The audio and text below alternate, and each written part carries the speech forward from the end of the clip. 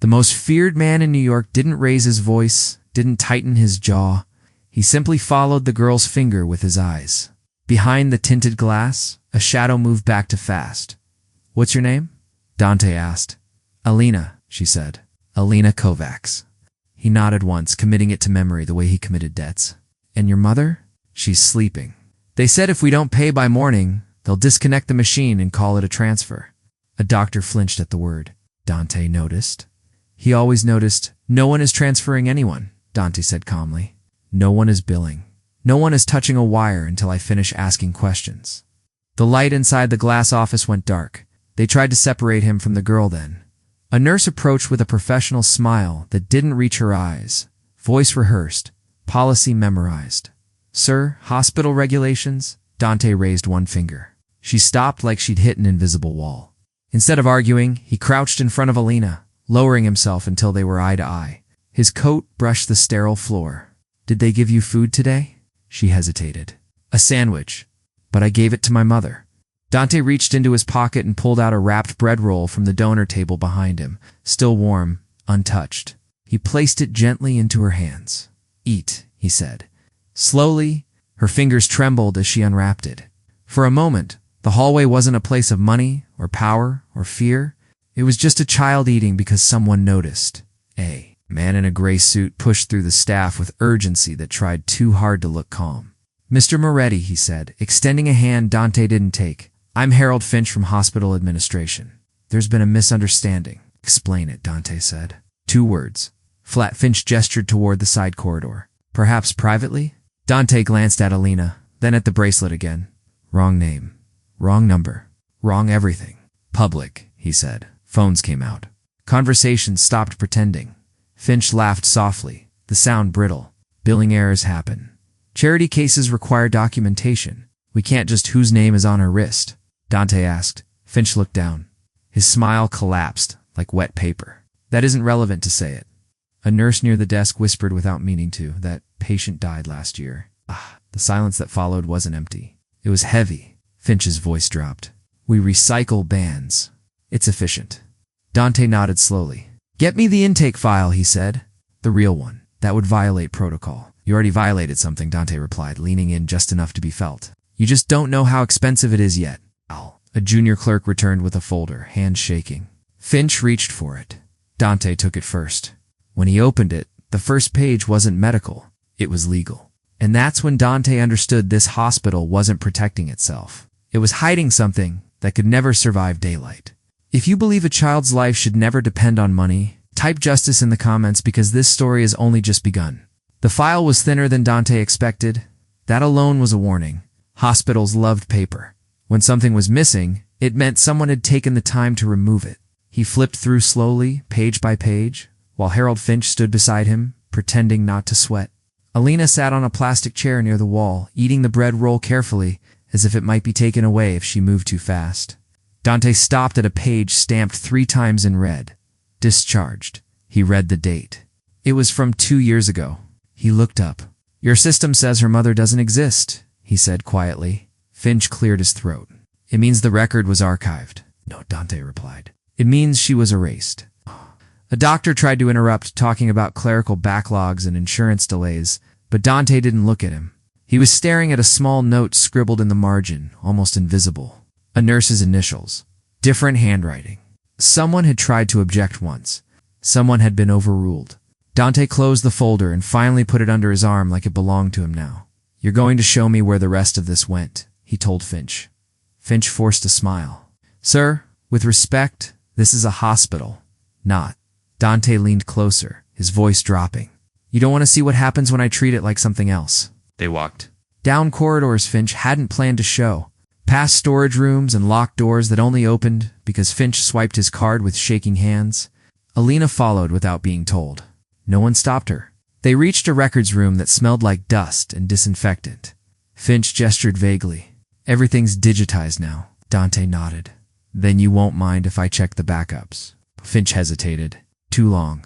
Dante's phone buzzed again. He answered this time. "Yes," he said. A pause. "Good. Stay where you are." He hung up and looked at Finch. "Your IT supervisor just remembered my name." Minutes later, a young man arrived, pale, and apologetic. Logging into a terminal with fingers that slipped on the keys, Dante watched the screen populate. Archived admissions, charity flags, deferred billing. Patterns formed fast when you knew how to look. Dante pointed. That one, and that one, and that one. Finch swallowed. Those are special cases. Dante nodded. Children, immigrants, no advocates. He scrolled further. A column of status updates appeared. Transferred, discharged, deceased, to neat. Too consistent. Alina tugged his sleeve again. My bracelet, she said softly. Dante looked down. What about it? My mother said names are important, that if someone takes your name, they take your place. The words hit harder than any threat. Dante reached down and adjusted the bracelet so it sat properly on her wrist. Then we'll give it back, he said.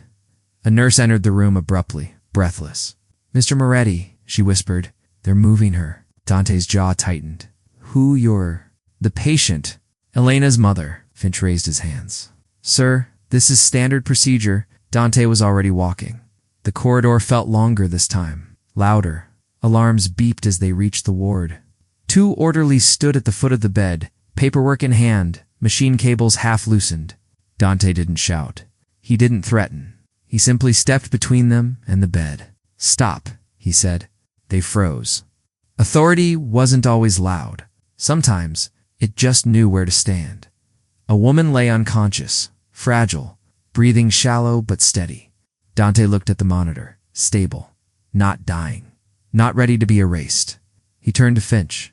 You try this again, he said calmly, and the next transfer will be you. Finch's face collapsed. You don't understand what this costs, he whispered. Dante looked at Alina, then back at Finch. I understand exactly, he said, and you're about to pay it. But by the time Dante left the room, the hospital felt different. Quieter. Watching. He knew this wasn't over. Systems like this didn't break easily. They fought back. And as he stepped into the elevator with Alina beside him, he felt something he hadn't expected when the day started. Responsibility, not fear, not anger. Responsibility. If you believe power should protect the innocent instead of exploiting them, leave a comment saying justice, because what comes next will decide everything. The elevator doors closed with a soft metallic click, sealing Dante and Alina inside. She leaned against the wall, suddenly exhausted, the weight of fear finally catching up to her small body. Dante pressed the button for the underground level. Finch's world was upstairs. Donors, press glass offices. Down below was where truths hid. The elevator hummed as it descended. Are they going to hurt my mother? Alina asked quietly. Dante didn't answer right away. Lying would insult her. They already tried, he said. Now they won't. The underground garage smelled of oil and cold concrete. 2 men waited near a black sedan, their posture straightening the moment they saw Dante. He spoke to them in low tones, instructions precise, unemotional. One nodded and disappeared back toward the elevators. The other opened the car door for Alina. She hesitated, looking up at Dante. I've never been in a car like this, she said. You don't need to be impressed, Dante replied. You just need to be safe. They drove only 3 blocks before stopping at a diner that looked forgotten by time. Neon flickered weakly in the window. Inside, a waitress who'd known Dante for years didn't ask questions. She brought soup without being asked. Alina wrapped both hands around the bowl, steam fogging her face. My mother used to make this, she said. Dante watched her eat, slow and careful, as if each spoonful mattered. Somewhere between the clink of cutlery and the low hum of the fridge, a memory surfaced: his own mother, long gone, telling him never to ignore a child asking for help. He pushed the thought away. This wasn't about him. His phone rang again. This time the voice on the other end was older, steadier. Finch called the board, the man said. Emergency meeting. They're nervous. Dante stirred his coffee once, didn't drink it. Good, he said. Then they're listening. He hung up and looked at Alina. We're going to see your mother later, he said. But first, I need to fix something. The bracelet, she asked. He nodded. That and what it means. Across town, Finch sat in a conference room surrounded by men and women who suddenly wanted distance from him. He talked fast, blaming outdated software, rogue nurses, immigrant documentation issues. He almost sounded reasonable. Almost. Until a screen at the end of the room lit up. A recorded voicemail played, crackling but clear. Finch's voice, months earlier. If the name's wrong, it's cheaper. Dead people don't complain. The room went still. Someone covered their mouth. Someone else stood up. Finch's explanation died in his throat. Back at the hospital, the nurse whose initials Dante had seen earlier packed her locker under supervision. She cried quietly, not because she was guilty, but because she had tried once and learned what it cost. As she passed the nurse's station, she saw Elena's empty chair and whispered a prayer she hadn't said in years.